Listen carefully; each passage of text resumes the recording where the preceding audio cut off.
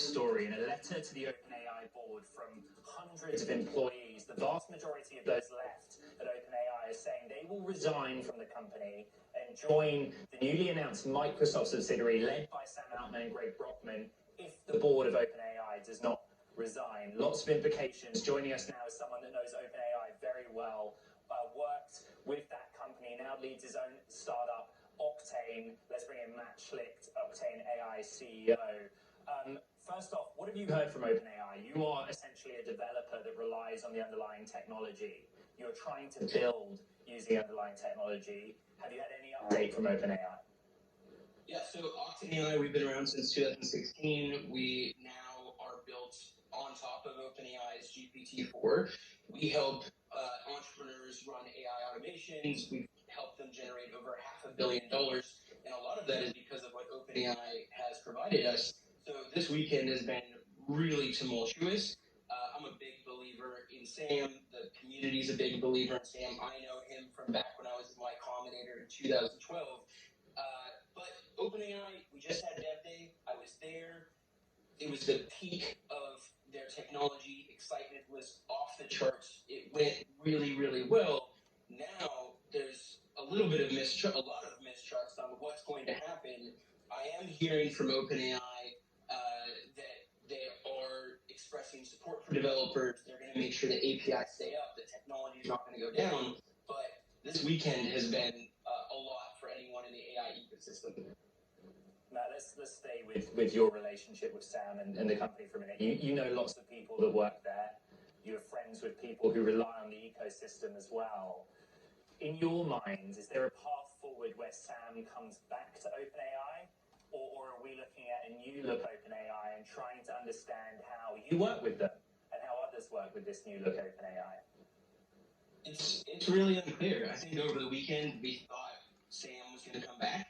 Now that Satya has, announced that he's over at Microsoft, Satya also, obviously has to make sure that the Microsoft stock is performing well. I don't know if he can flip back on that, so it's a really sticky situation. It's unclear. I have no idea what's going on. I don't think that OpenAI employees know what's going on. Matt, much of this is about a concern of the pace of innovation. Have you ever had any concern, or indeed the ability for OpenAI to live up to the amount of demand that we were seeing as well? OpenAI has created something that literally is magic. They're on the forefront of AI. They're the soul of, no matter what anybody wants to say, they're the soul of the AI community and movement right now.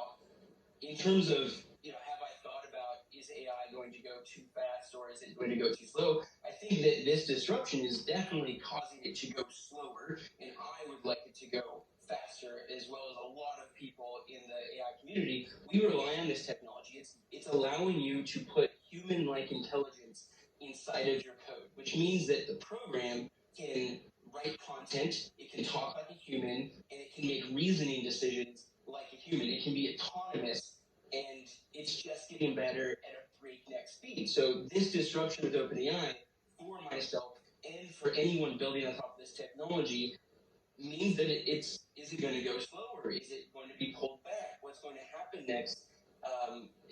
This is not an ideal situation by any means. What do you think it means in terms of your desire to work with a newly formed unit within Microsoft or indeed with other competitors, Matt? I think that OpenAI was seen as someone that you couldn't beat. It was too big to beat. And one of the interesting things that is happening because of this weekend, because of all of this chaos, is now, no matter what happens, let's say they bring back Sam, everybody stays, OpenAI is not infallible. They are someone you can beat now, and that actually opens up a tremendous amount of opportunities for new people, whether they're ex-employees of OpenAI or other entrepreneurs, to go start companies that compete with OpenAI. And I think that that's going to happen. This leaves a huge opening for that. In the event that a lot of people leave OpenAI, maybe a bunch join Microsoft and go join Sam and Greg, a lot of other ones are going to start companies. And I think more capital than ever is going to flow into AI. Just this year, I started a venture capital firm called Theory Forge Ventures with Ben Park to do just that. And this is a sad situation with OpenAI. It makes me sad, but at the same time, investors are going to be clamoring in. Matt Schlicht, Octane AI CEO and indeed a venture venture capitalists, we thank you so much. Coming up, so much more on the OpenAI drama with exactly that, another conversation on the venture space, on the investment. We have conviction.